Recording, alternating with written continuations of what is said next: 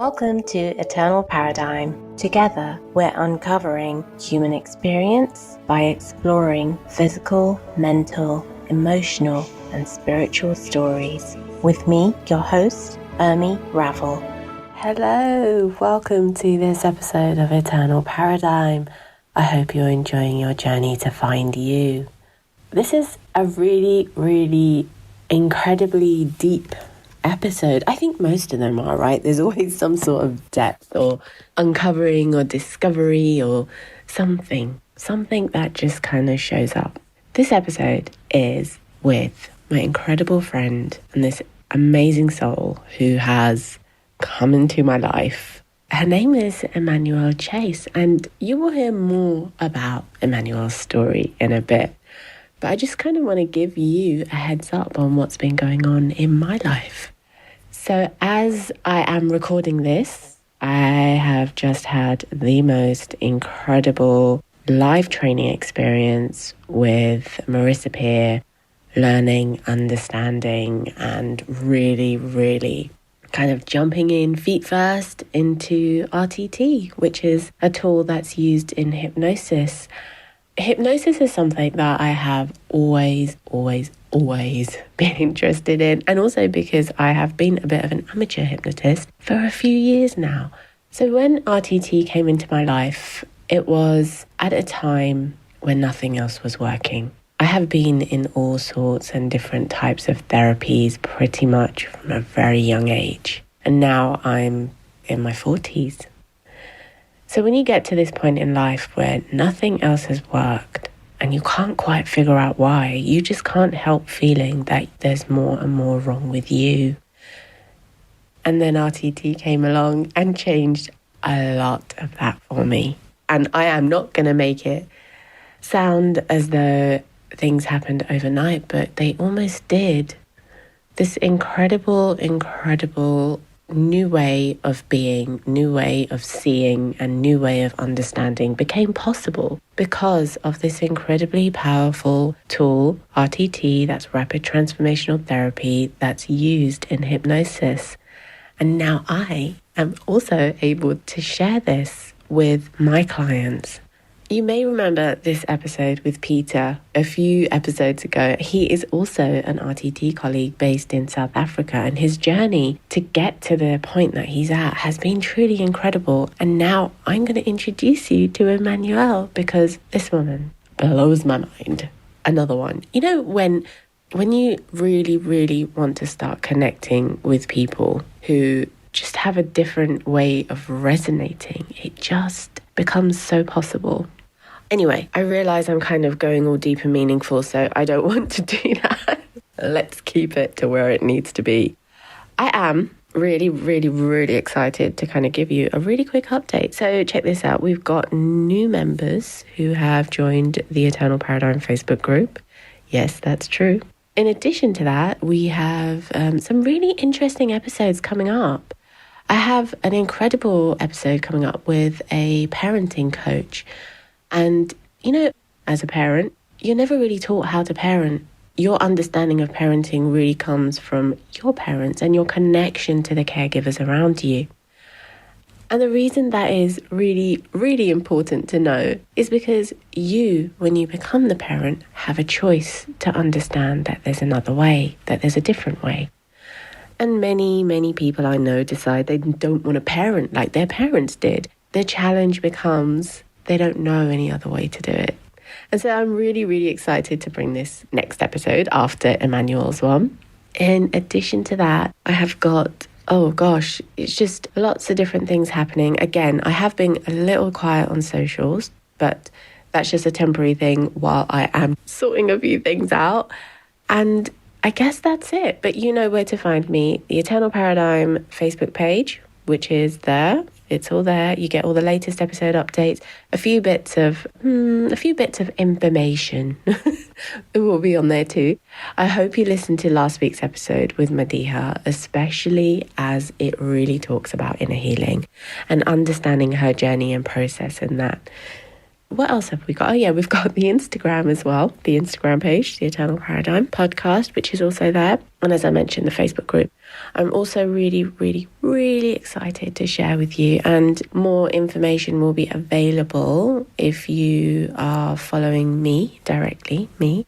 I'm actually going to be running a few events this year, stuff that I've already been doing with many of my coaching clients, which has just been absolutely phenomenal.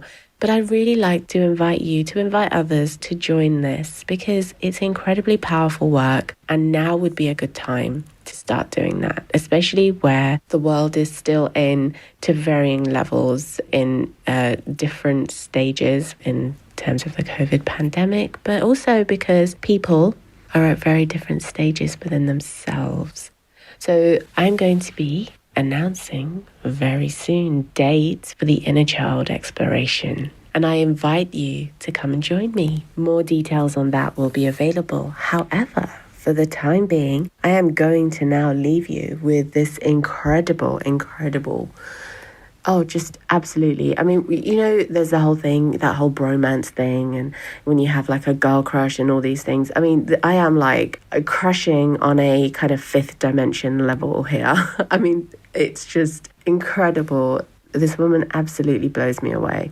And I am so grateful that I am able to be in this position to share her story with you. Keep listening. Remember, keep your feedback coming. I love hearing from you.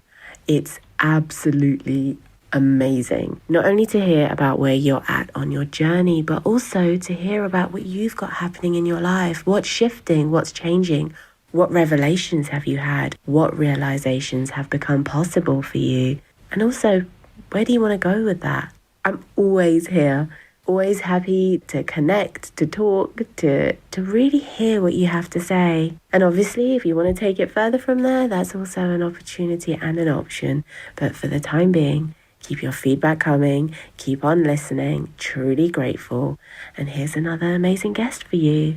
I am the consciousness that's driving this avatar, this meat suit around. And my given name is Emmanuelle Chasse. And that's who I am today. And for this life here on Earth, I guess. I like the fact that you're carrying the meat suit around. Carrying the meat suit. I was asking myself, who's driving the show? And actually, the purpose of it was in the meditation to see, can I get a glimpse of who my soul is, my consciousness? What is she like, or what is it like? So yeah, great question. What came up for you in your meditation? Did anything come up?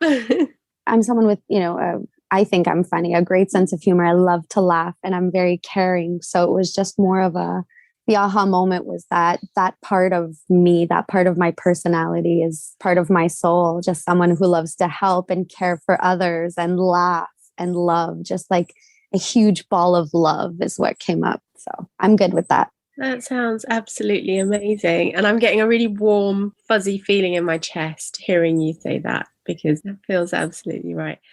So tell me, Emmanuelle, what is life like for you at the moment? What are you doing? Where are you at? Life for me at the moment is all about surrendering the control, the need to have clear direction, surrendering the need to control the outcome, and sort of following the breadcrumbs that the universe is laying out. And that in the last year and a half has been complete 360-degree change of lifestyle, going from a busy entrepreneur with 2 bakeries, a single mom, running staff, doing all of the things that entrepreneurs do, being a pastry chef in the kitchen 16 to 18 hours a day, to a complete, the carpet being pulled from underneath me and the universe saying, you're not in alignment with who you are. So you're going to take a nosedive to the bottom of the barrel, but don't worry, this is in your best interest. And the last, I would say 14 months has been getting back up and dusting myself off and following the breadcrumbs. And that's led me to so many different avenues and possibilities and being open-minded to it.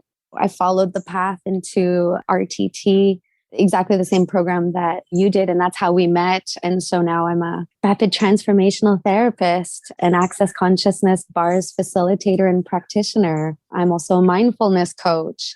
And so that's who I am now, surrendering the need and the control to know where that will take me and blissfully being at peace in the moment, enjoying all that I've learned, putting it into practice. And fulfilling my purpose and mission on earth, which is to help people transform their lives and come into alignment with who they are. Wow. Okay, you had me at pastry chef. I'm not going to lie, I'm still stuck there. But are you hungry? no, but I feel a little bit like I know you on this level because we've connected over, like you said, with RTT. And when it comes to you being a mindfulness coach, access consciousness, yeah, all of these different things are how we've come to connect, because we're both, on our kind of paths in our own different way, trying to do the same thing, if that makes sense. Absolutely. But I'm still stuck on the pastry, because can you just, how did all that happen? And obviously the last 14 months, the 18 months have been big. The shift is significant. Everything that you've learned now through all of this understanding that you've gained, if you had all this knowledge and learning now back when you were running 2 bakeries, an absolute entrepreneur, how would it have changed things for you?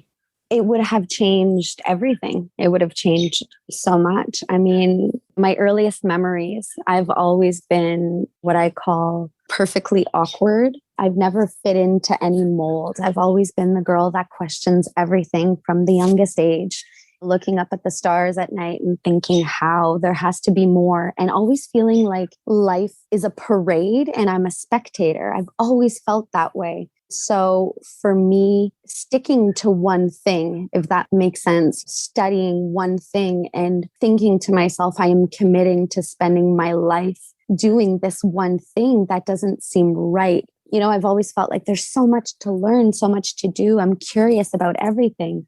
Fast forward to after I was married and had my first child, and I went from sales job to sales job. I've always been an entrepreneur, always in network marketing, but curious about so much. And at one point, my ex-husband said, you need to focus on one thing. And the kids were home, and that's how baking came about. He says, you're always baking for us. You're always baking for our friends and family. People love what you do. Why don't you make a business of it? And I followed that. That was the mold he was trying to put me in. So knowing what I know now, I completely and wholeheartedly understand and believe that we create our reality as we go. If I could go back just the last 3 years and tell myself, be mindful of your thoughts, be mindful of what you're attracting by what you're thinking. Because when you're in those moments of frustration, despair, almost hopelessness, helplessness, not knowing where to go next, you're completely pinching yourself off from your inner guidance system and your intuition. And you're stuck in this 3D dense reality, and you're making decisions and choices based on what you're feeling in the moment. You're not going with the flow. So I would tell myself, just follow your heart. That's how I started the business, was following my heart, following the inspiration, following the creativity. And I let the pressure of trying to control the outcome, always wanting to do more, always wanting to be more, always wanting to be more for others. And I pinched myself off from source, from my connection with my higher self. And the dream became a nightmare. So I would go back and say, just keep following your heart. Keep doing what feels right, what feels light. Be mindful of your thoughts, because the more you think in a certain way is what you're attracting. So that big pile of horse doo-doo that's in front of you, you put that there, girl. Now you're tripping over it. That's what I would say. Oh, God. Yes. A long-winded answer, but yeah. But it's a really important answer. It's a really significant place to be. Thank you for that. As you said, you followed your heart and things made sense and things were kind of going a certain way. And then you also talked about being put into a mold, or somebody else creating a mold for you to fit into. It's so difficult to explain, but just that free-spirited side of me. I love people. And so I would build these businesses, these network marketing businesses, and I would achieve my goals very quickly. And once I would achieve them, I would still feel empty, an emptiness inside. Like it wasn't enough. Like this wasn't the path. It wasn't about the money. It wasn't about you've reached this circle of influence or you've won this award. It was just something feels off. And for my ex-husband at the time, that was very difficult for him to understand, because it was like, You put your heart and soul into this business, you've grown it, you've done well. And 6 months later, 8 months later, 12 months later, you're feeling completely unsatisfied. Something must be wrong with you. And so I started to buy into that something was wrong with me fundamentally. Why couldn't I stick to one thing? It wasn't the lack of will, determination, or passion for success. It was just getting bored. Like, oh, okay, I've done that. What else can I learn? So I did. I baked. Martha Stewart was my hero when my kids were little. And the Food Network came out at the time, and TLC and all of these programs. And I would see these moms doing all of the mom things and organizing their homes and pickling their own, pickles and making jams and having gardens. And I decided that I was going to force myself into that mold, that I was going to create a persona, a version of me, because I needed to create that, because that wasn't me. Me was like, I remember when the kids were little telling my husband, like, okay, we're going to buy a camper van, a motorhome, and we're going to travel around North America. And then we're going to take it to Europe, and we're going to homeschool them, and we're going to see the world. And for him, that was like, no. And I mean, we're divorced now, and he's still in the same job, and he's been there for 22 years, and he's unionized, and he loves it. And he's just great at that. But I wasn't. When he sat down with me one day and he says, listen, you're excited when you're baking. You're smiling. You love to bake. You're so creative. I've never seen these kinds of desserts and cakes. And I can feel your happiness. And so I believed him. But what both of us didn't expect was that I felt happy because that was an outlet for creativity. That wasn't my job. I didn't take my passion and turn it into a job. I don't know if you and I have ever spoken about this, but for me, definitely as an empath and someone who just loves to give and a carer, to associate money, charging money for the products that I was making was very difficult. It was hard to assign a value to the product because it was something that I loved to do. So when the shift happened from this is my passion and I get to do this for people that I love, to now this is a business that has to sustain our family, that shift was hard. And that's when I felt more of the disconnect and saying, but okay, I have to keep doing this because these are his expectations. I can't quit this because he thinks that I quit or give up on everything. Even though for me in my mind, I wasn't quitting, I was accomplishing and moving on. And I didn't want to let him down. And so I stayed in that lane. And every day I forced myself, and I did it. And I did it well. The goal was to become the best cupcakes in Montreal, and I achieved it in 3 years. But I never wanted to let him down. And so that guilt of what will he think if I come up to him and say, hey, I want to sell the businesses, been there, done that, let's move on, let's get that camper van. It was the fear, the guilt. And also I would say a little bit of shame of why can't I be like everyone else and staying in my lane, if that makes sense. That does. And that's so much to deal with. And there's so much there because, like you said, there's the dynamic and the pressure of the relationship, the expectation, and then how you're processing the emotions in this whole setup. Yeah. And for me, one of the biggest blows was when we decided to separate in 2018. And he kind of checked out because he always kept his full-time job. And not to say that he didn't help out, he really did, because I see that now, that he felt that he was helping me build my dream. And so he would work his 8-hour shift and then he would come to the bakery and he would do the cleaning and the floors and the garbages and the recycling and clean the ice cream machines and clean the ovens and, so that I could focus on the creativity, the sales, the marketing and all of that. But when we separated, he kind of checked out and he very easily let go and was able to say, well, I work and now I want a social life. And so he would schedule himself like an employee.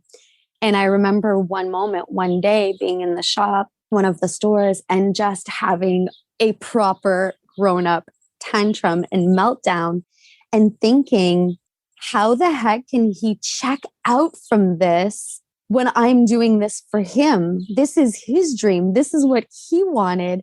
And here I am grinding it out every single day from 5 a.m. to midnight, 1 o'clock in the morning, trying to keep these businesses going for his dream. And his point of view was, well, I helped her start off her dream. She's good now. Wow.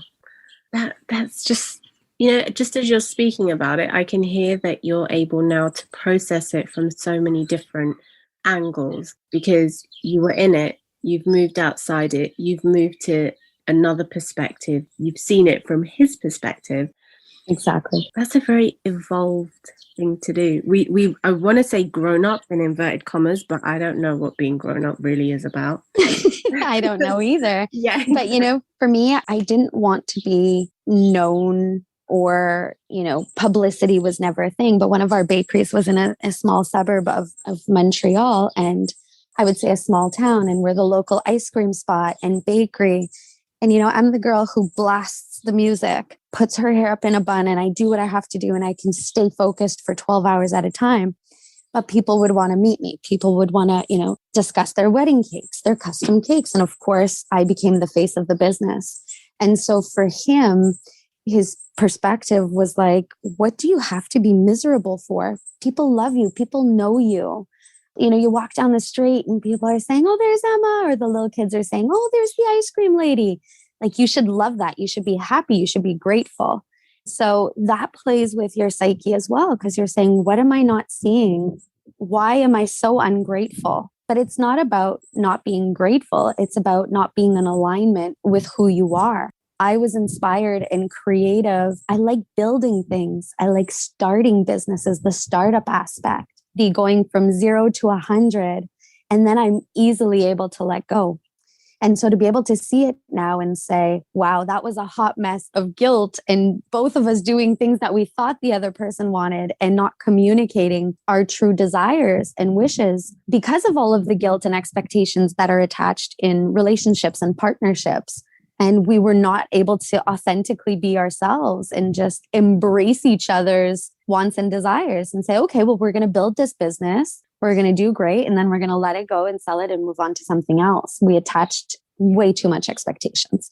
Attaching expectations. Just to add to that, you said that you're that person who can stay focused for 12 hours and getting the buzz, the startup, the getting things started, the adrenaline, the doing that. There's so much in what you're saying that I connect with it so much. I get it. It sounds exactly like where I've been. Do you feel that in those moments when you were doing that, did you feel alignment, or do you feel that you were just expressing your disalignment through creativity? By staying focused for long periods of time, or? No, more like the actual, the buzz of getting something started. No, that's me. That's my alignment. I can start. That's me. That's where I thrive. I have this, and I never fully understood it until now. That's why this year has been so amazing in so many ways. But I'm literally the person who wakes up every single morning with a new business idea, with a new product idea, with a new marketing idea. And I have several of these throughout the day. And it's always been like that. So running up to your partner or your friends and being like, oh my God, I just thought of this. Wouldn't it be the coolest thing? And then I start doing the research for it. And, does this exist? And how can we do it differently? And oh my gosh, this would be amazing. And people get confused because they're like, well, you're already doing something. So you must be self-sabotaging. You must be resisting the process of what you're focusing on. But that's just how my mind works. That's part of the curiosity and the thirst for life and wanting to do as many things as possible and staying in alignment. That is truly who I am. I love business. I love people. I love the creative process. It all ties in with that little girl who is looking at the grown-ups doing the same job day in, day out, and hearing the relatives come home and talking about their days, and Sue and Janet and Margaret and Bob did this again, and the water cooler's not, and thinking, oh my gosh, they do this every single day. So that's authentically who I am, is not being able to, and I don't want to say conform, because I'm able to conform. I conformed, but it's more of the conforming to the standards of society of sticking to one thing and staying in your lane for your whole life doesn't resonate with me. That's the beauty of RTT, wouldn't you say? We're doing something different every day. We're meeting new people every day. And it can be the same presenting issue. It can be weight. You can see 100 people in a month that have weight issues. But the root cause, the journey, the story, the who they are is different. Does that make sense? That does. That makes absolute sense. And it's so, oh gosh, everything you're saying makes sense. I feel like, ever since we've met, I've always felt that. I just feel like I know you. I feel the same. You know? Yeah. And it's so fascinating because I'm hearing you speak. Obviously, you're speaking about things here that we haven't potentially spoken about. Well, I'm just like, oh my gosh, that's just me. That just sums me up. I do the same thing. I will wake up every morning and have different ideas and work them out and start researching. And the conforming side, so when someone asks me what I'm doing, this is where it gets a little bit messy. And so, yes, being a hypnotherapist, having RTT as a skill in that process is kind of easier. And it opens things up exactly like you said. 100%. And when people ask me what I do, I always say I'm an entrepreneur. I'm a serial entrepreneur because that's who I am. So when they say, well, what's your job? What's your business? And it's, coming up with new and creative ideas and seeing how I can implement it into the marketplace. But it took me a long time to allow myself to say that. What was the holdback? Was it everything around you or you feeling safe enough to say that? What was it? Yeah, feeling safe enough to say it. And of course, all of the work that I've done on myself and everything I've learned about this life and what is expected of us for our life here on earth. My deep and strong connection to the universe and just being able to have an awareness of what my purpose is and finding alignment and saying, you've always known what your purpose is. What are the moments in life? What can you recall that you felt the greatest, the lightest, and the happiest? And it's always when I'm creating or developing and I'm inspired by the newness, by the possibilities, the endless possibilities. That's when I feel the greatest. But to be able to say that when you're in the mold and people ask you what you do, I would always say, oh, I'm a baker. And it would infuriate my ex. He'd be like, no, you're a bakery owner. And I'd say, but I'm a baker. Or I'd say, oh, I'm an entrepreneur. I own a business. But I would always gauge other people's energy. I would try to feel out the conversation and see how they would react. And then I would adapt myself to what I thought they wanted to hear. And I'm able to let go of that now.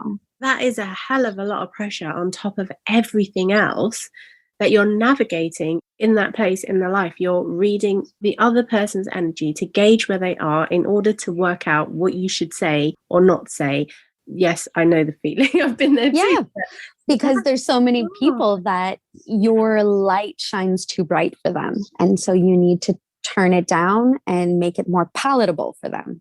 And that was part of the being in the mold and me not being in alignment with myself, was always trying to gauge how other people would react to the brightness of my light.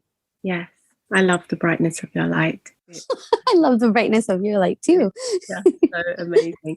We've mentioned this before, and you said that you have been diagnosed with ADHD. Yeah. Are you okay to talk about that? Of course. I love it. Because I, as you know, from a very personal thing, my husband has ADHD.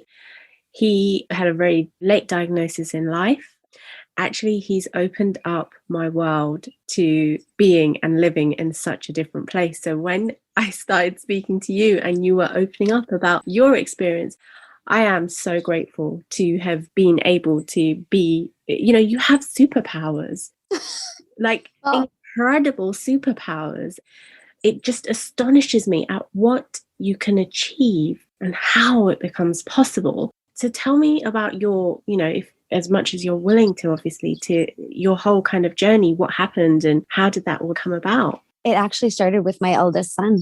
He would have behaviors that were questionable, or he's such a highly, highly intelligent boy from a very young age. He would read something, he would retain it, which is how my brain works. So he never had to study. Doing homework, he'd be done before everyone else. And then he'd get bored. So he was the class clown. And so for years, I struggled with, here's this incredibly intelligent boy who is easily surpassing all expectations, doing the work in class. He's participating. He reads at a grade 5 level in grade 1. He understands quickly, yet the behavioral issues that are coming up and trying to navigate with, but he's a good kid. He's not a troublemaker. And then through the years, realizing that he's bored, he's not being challenged enough, and going through the whole education system and then trying to label him. And when he was in the 6th grade, I had a conversation with the principal who said, well, his behavior is becoming a nuisance. It's disturbing the teachers. And as the mom who had been saying for years, he's just not challenged enough. The work is not challenging enough for him. His mind works differently. So he finishes the work and there's still an hour for everyone else to complete it. And he's expected to sit in his chair and read a book. But for him, in his mind, that's a punishment because he's done. He did the work and he got amazing grades. And so trying to navigate between feeling for him and seeing that in myself. The school suggested that we go see a child psychologist, and we did. And he had the ADHD assessment and the IQ test. And it came out that his IQ is through the roof. He has ADHD. And when he was diagnosed and the label came out, he was very resentful and angry. The psychologist, when she was going through the results with us, she said that it was hereditary, that there was a component that was hereditary. And so my son was like, well, if I did this test, you have to do it also. Throughout the whole process, I kept saying, this is a journey and I'm walking alongside of you throughout this journey. So when he challenged me and he said, I did this test, you're going to do it too, I laughed and I said, of course I'll do it. And of course it came out that I ADHD through the roof. And I also have ODD, which is oppositional defiance disorder. So when I talk about conforming, this was the aha moment for me that made so much sense because the authority that I'd been defying my whole life was fitting into the mold. I was 32 years old when I was diagnosed with ADHD and ODD. And so I'd been a highly functioning person with ADHD. And the doctor kind of laughed and she said, well, we can definitely put you on medication or try brain retraining techniques, but what are your challenges? What does ADHD look like for you? And how does this make sense to you? And I remember laughing and just telling her, you know what? I would just really love for one day to wake up and remember exactly where my keys are, not be like a little chicken running around the house looking for my keys every day. Or I'd like to remember certain things. Or when people speak, I get so excited because I can relate that this impulse to cut them off, which for a lot of people that don't have ADHD makes us seem rude and self-absorbed and self-centered. And that was the issue that was the hardest for me my whole life, because it was like, I'm not interrupting you because I'm self-centered. I don't want to talk about me. I just want to tell you that I feel you. So, of course, I told my son, I said, there you go. There's your answer. It's hereditary. You get it from me. So this is the gift of life that I've given you. Yeah. I mean, that's the story behind that. It's interesting because ADHD and ODD for women, well, for every individual, it's so different, the experience. And yet we're seeing more and more women who are actually, things are like exactly like you said, just falling into place later on in life when things just haven't kind of been easy or made sense because they've been trying so hard to fit into this mold on top of another mold. And in what you're saying, the education system itself can be unhelpful in that process of creating and perpetuating this mold. 100%, because, they would say things to him like, well, things come easy to you now, but just you wait. When you get to high school, you're not going to be able to just read a paragraph or read a chapter, read a book and retain all the information. Just you wait. Life is going to get harder. You need to study. You need to focus. Or he's been told since grade 1. And this is something that was said to me my whole life and so hurtful and traumatizing. But you're wasting your potential. You have so much potential. If only you could calm down, focus, sit down and complete what you've started. Or for me in math, when I was younger, I would look at a problem, I would read it and I'd write the answer. And I would get zeros on my tests and I would get very low grades because the teacher would want to see the work. And I wasn't able to show her how I got to the answer or him, but the answer was there and the answer was right, but they wanted to see how I got to that. And I couldn't explain it, that in my mind, I would just see the answer. I would just know the answer. It was people's expectations and their labels and saying that to me, my whole life, you're wasting your potential. You're so intelligent, but if you could just calm down, sit down, do what you're told, things would be easier for you. Oh, wow. And that's still the case, especially when it comes to maths and working out and being able to show that.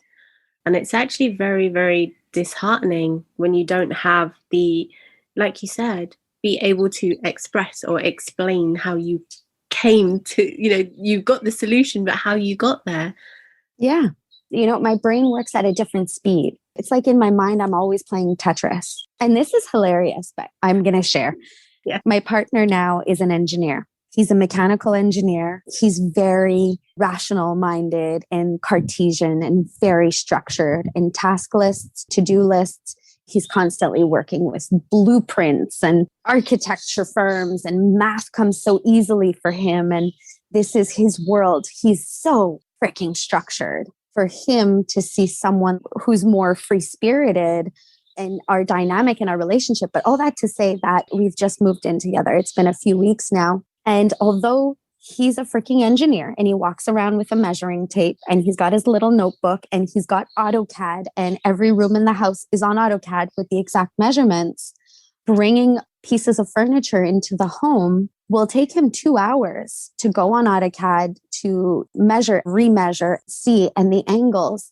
And I can look at it and instantly say, that's going to work.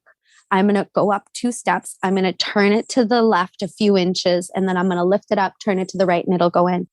And, at first we'd have all these arguments, and he's like, well, you can't just know that. You can't just know that. I have my measuring tape and the door frame is this many inches and blah, blah, blah. And I would say, yeah, but because I'm constantly playing Tetris in my mind. So for me, I can see it. I just see it. It fits. And I'm going to figure it out when I get there. So just grab your end of the piece of furniture and just do as I say. And the frustration, because his mind doesn't see it. And it's hilarious when you watch us, because anyone in their right mind would see me and go, she needs to quit while she's ahead, because he's an engineer. He's got a freaking measuring tape tattooed on his butt. The guy does this for a living. So what is she doing? And you know what? He laughs all the time, because I don't want to say I'm always right. But oftentimes he looks at me after completely puzzled, and he will never say you're right, but he'll say, well, that was lucky. I don't know how that fit, but that was lucky. That worked. That worked. Or I didn't think of it like that. Or I didn't think of turning it on its side so it wouldn't be so wide. Something that for me is like, are you kidding me? You didn't think of turning the bookshelf on the more narrow end. But for him, it's just, that's my life. Trying to constantly convince people that I can see it. You can't, but I can. That is so brilliant, because that's, like I said, it's like, it's your superpower, right? Because you can have structure and logic and everything else, measuring tapes and all these apparatus and equipment, but ultimately you're getting to that point and you're like, nope, let's get into it and we'll make it work. 100%. It's like, just do it. Yeah. Brilliant.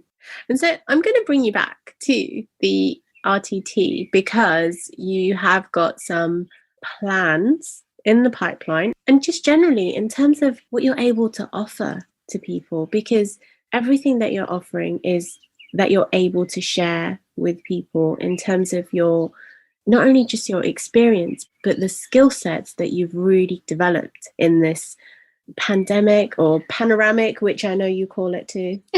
Yeah, right? Absolutely. Yeah. One of the things that is really, really important, and I feel that you'll get this when I say this, is the pandemic has had a significant impact on so many people for so many different reasons. And yet not everybody is like us, kind of going through it and, growing at a totally different rate, if that makes sense.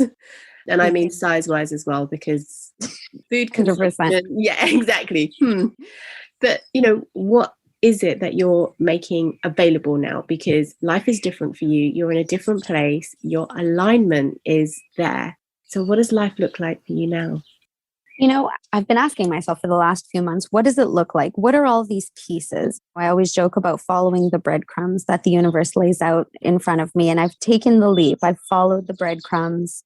And what became clear to me is that people resonate with others who have gone through similar situations.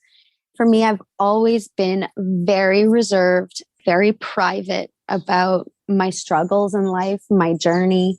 My father was a narcissist. My mom was an alcoholic. She left when I was 3 months old. I was raised by my grandmother, who suffered from manic depression, verbally abusive, and going back to live with my dad in my teenage years and suffering physical abuse and sexual abuse. through all of that, when I was 8 years old, I was diagnosed with rheumatoid arthritis and uveitis in my eyes. So struggling with the health issues my whole life and sort of navigating and growing up through that and leaving home when I was 15, because for me, it was a question of survival and never sharing that. And then my relationship with my ex-husband, who I would say out of 15 years, 16 years, we had one great year. And then he started becoming unfaithful and cheated on me through the whole relationship. And the birth of my kids and then miscarrying our third son and finding out he's still being unfaithful during all of that time, leading up to the point where in 2014, the inflammation in my eyes had become so chronic that for years, my central retina in my right eye had become detached. Starting 2010, after I lost my son, I was diagnosed with glaucoma in my right eye. And by 2014, the pressure had completely deflated. My eye deflated like a basketball. And having been faced with the only solution, which was to remove my right eye, going through this with two little kids in a relationship that your husband's being unfaithful, taking the decision, having your eye removed, going through all of that, questioning yourself. I gained so much weight. I'd been diagnosed with diabetes. I mean, it was a hot freaking mess.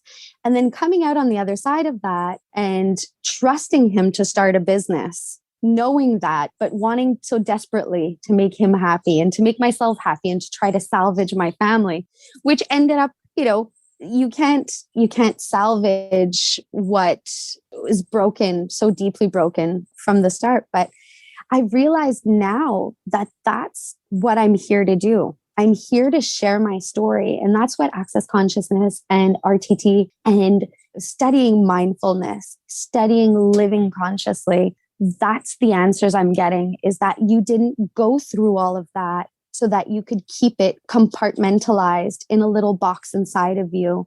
You're there to speak about it because you help through sharing. You help through speaking about your journey. People want to know, how did you go through it? How did you survive? What was the pivotal moment in your life where you decided to choose yourself? How did you keep waking up every morning, being a mom? How did you lose the 65 pounds? So this is what I've realized, that I'm here to share my story. And that is the most frightening, the most uncomfortable. And I think that's the challenge. That was the last challenge for me. I don't want to say through my whole life, but in this last year was, okay, now you have the knowledge and the skills, but this is your last test. Emmanuelle, you have to share what you've gone through. That's how people will resonate. That's how you'll reach them. That's how you can inspire them. And now with the skills you've acquired, you can actually help them take the first step, take the leap to step into their greatness, to change their lives if they're ready. And so that's where I am now, is allowing myself to share my story, not looking for pity. I've never worn the victim hat. I've never looked for pity, and just to allow myself to share my story and say, it's okay that you're sharing. You're sharing so you can inspire and hopefully help a few people. You're not doing this for attention. You're doing this because you've gone through this for a reason. You understand what that reason is now. And so that's where I am. What an incredible, incredible place to be. And yet at the same time, like you said, it's still uncomfortable. It's still not easy. Because it's new. And we know, right? Our mind wants to keep us safe. So we stay in the familiar. Yeah. But just reading comments sometimes online in forums, and I'll read someone say, well, I have 2 earth babies and I have an angel baby. Like, never would I speak about my miscarriage. I wouldn't speak about it because it was like, it's something that I've gone through and I don't need to burden anyone else. And just seeing other women being brave and being vulnerable and saying, well, she didn't say that because she's looking for pity. She didn't say that because she's looking for attention. She's saying that because she's acknowledging that she has a third child. And that's love. That's coming to terms with the hardships. And that's bringing meaning to the hardships. Yeah, absolutely. I get that. And like you said, it's your truth. Yeah. And it's up to you when you're ready to share it. And actually sharing it opens up a whole new world. It does. And the part for us, I feel, with the skills that we've amassed, and you as a life coach, I'm sure you see this all the time, is people often say that they're ready. but a part of them still wants to hold on to the old script because that's comfortable, right? Yeah, absolutely. I mean, how many times do I do that? But I'm learning how to coach myself out of it, you know? It's true. And just to create your own narrative. And that's the tricky problem, or not the tricky problem, but definitely beautiful contrast is when you're speaking of your story. And then I also talk so much about the law of attraction because I believe in it so much. It's how I live my life. And so people will say, well, yeah, but do you really think that you created a reality in which you ended up losing a child or losing an eye or a partner that was unfaithful? And that's where people have the resistance. They say, well, how could you have attracted that to yourself? How could you have unconsciously manifested such horrible things? Yeah. And that's why consciousness and awareness is such a big piece of the puzzle. Absolutely agree. And I feel like we're going to carry on having so many conversations. But Emmanuelle, where can people get in touch with you? Your details will be included in the show notes as well. But how can they reach out to you? Oh my gosh, they can reach out to me via my website, which is rapidtransformation.ca. And they can also email me, emma@rapidtransformation.ca. Yeah, they can get in touch. All of the details are on the website. I'm always here. Thank you so much. Thank you for this beautiful conversation. I appreciate you. I absolutely appreciate you. You're incredible. Thank you for having me on your amazing podcast. I hope you enjoyed that. Thank you for joining me for this episode of Eternal Paradigm. Join me next time.